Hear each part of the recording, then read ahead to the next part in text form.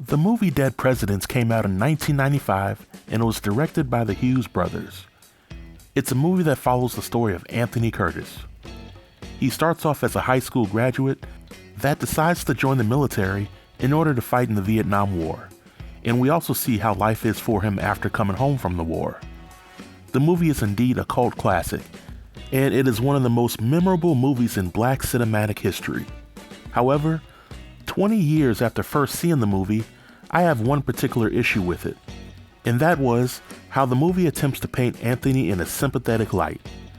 Now, I'll admit, when I first saw Dead Presidents, I felt a sense of sympathy for Anthony as he encountered all the challenges that life threw his way, and I felt the same way about the characters in the movie Set It Off. But the older I got, the more I realized that Anthony was a menace.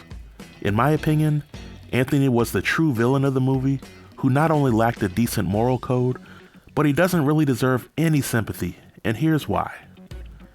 In the beginning of Dead Presidents, it's established that Anthony comes from a good middle-class family. He has two parents that are involved in his life, and he has an older brother who went to college and who made a successful life for himself.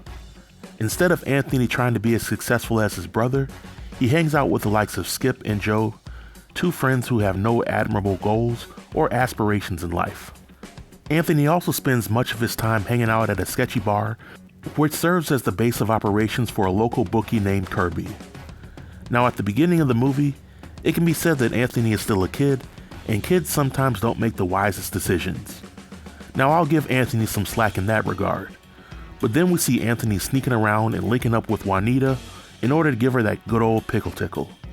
And in doing so, Anthony shoots up the club and gets Juanita pregnant. And this all happens on the eve of him having to go into the armed services. Now, at this time, Anthony had already decided to join the Marines, and he hadn't really reported to boot camp as of yet.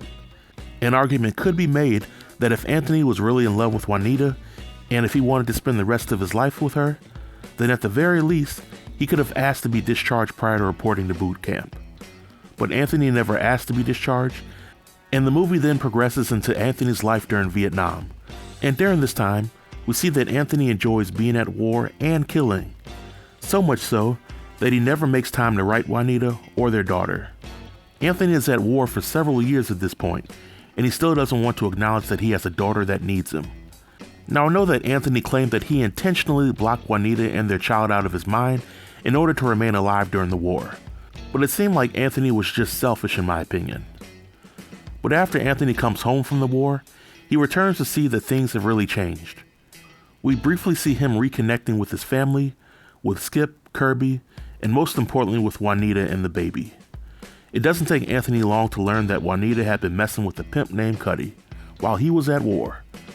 Now, it will be natural for the viewing audience to see Cuddy as a villain, but Cuddy was just getting in where he fit in. While Anthony was away and ignoring Juanita and the baby, Juanita was in need of money to take care of Anthony's baby, as well as some good old loving to feed the kitty. Anthony wasn't sending Juanita any money or showing her and the daughter any interest, but Cuddy was. Peanut butter, meat jelly. So we really can't blame Juanita for moving on from Anthony because Anthony chose to distance himself from her, and it's unfair to expect her to wait. But after Anthony chokes Juanita and they break up, Anthony then seeks the affection of Juanita's sister Delilah, which breaks all sorts of codes in my opinion. And because Anthony was laid off from his job, he devised a plan to commit a robbery with a ragtag group of misfit idiots. And this results in Anthony's friends getting killed, as well as a few cops who were just there to do their job. So by the end of the movie, when Anthony is sentenced to life in prison, I felt that the sentence was more than justified. Anthony's situation was 100% brought on by his own actions, and he never once accepted accountability for what he did. If anything, Anthony tried to blame the system for why he had to resort to a life of crime in order to make money.